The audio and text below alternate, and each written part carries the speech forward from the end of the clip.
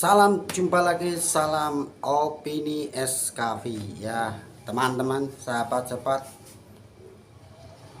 wabil khusus sahabat SKV semuanya, netizen yang pro dan kontra.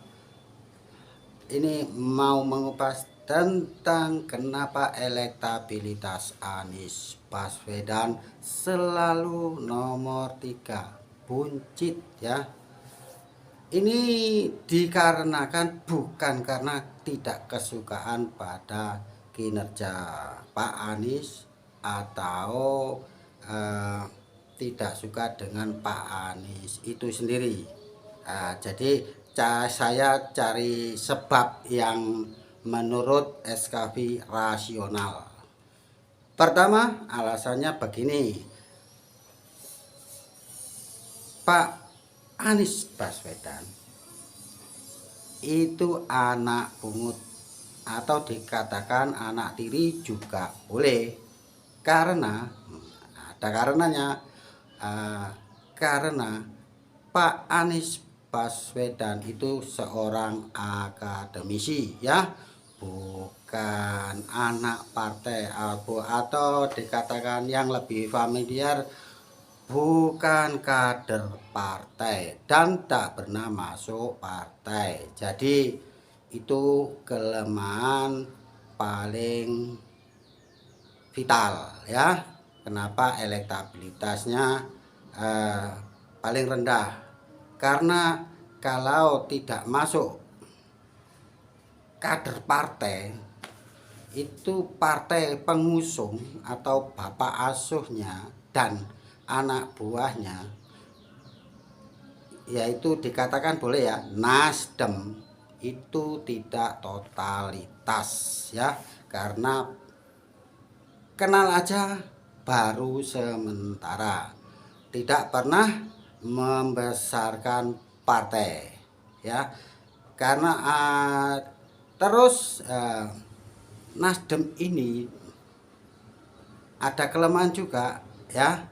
Pak Surya Paloh yang ketua umumnya itu mengumumkan, mendeklarasikan Pak Anies Baswedan itu secara mungkin menurut SKP terburu-buru atau tergesa-gesa. Setelah dideklarasi,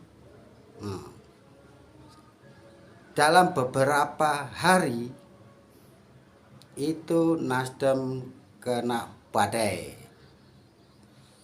Yang tentunya teman-teman tahu sendiri, yaitu badai namanya Johnny G. Plate atau badai BDS ya.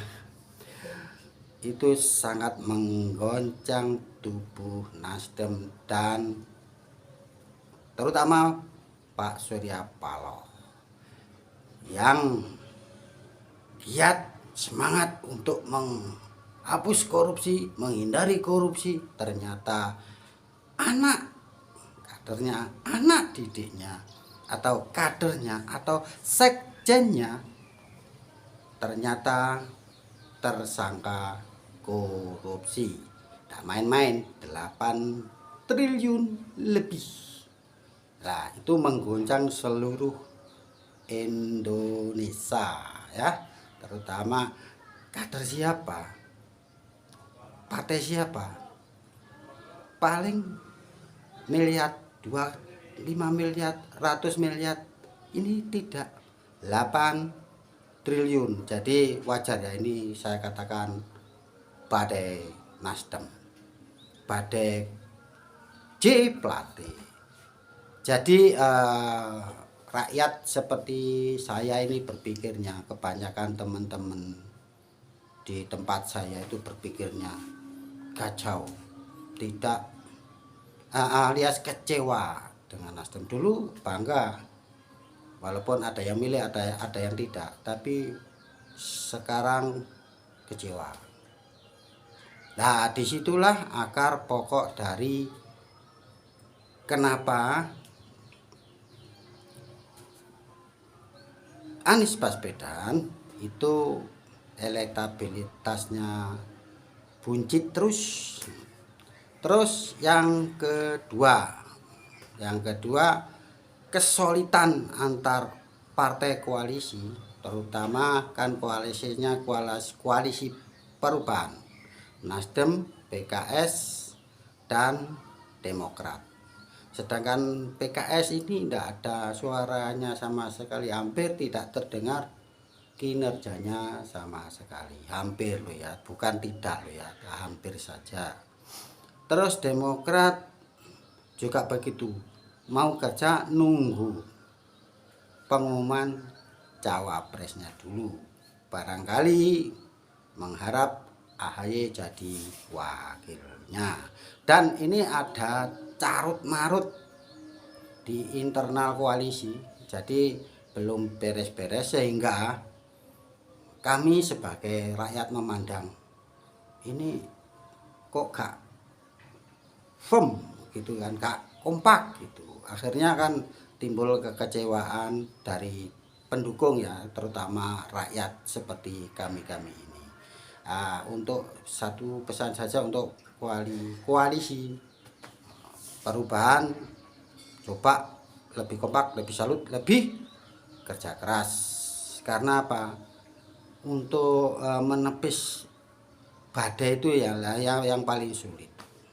Jadi goncang-ganjing ini tidak terlepas dari turunnya elektabilitas Pak Anies, bukannya kinerja Pak Anies, bukannya performa Pak Anies, bukan rakyat tidak suka sama Pak Anies, tidak. Itu salah satu faktor elektabilitas menurun ya.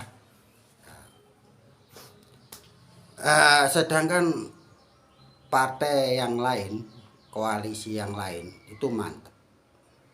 Mantap maksudnya solid dan tidak tergoyahkan menuju pemilu atau capres 2024. Prabowo oke, Ganjar oke. Kita nunggu Pak Anies dan koalisinya. Semoga cepat terselesaikan dan elektabilitas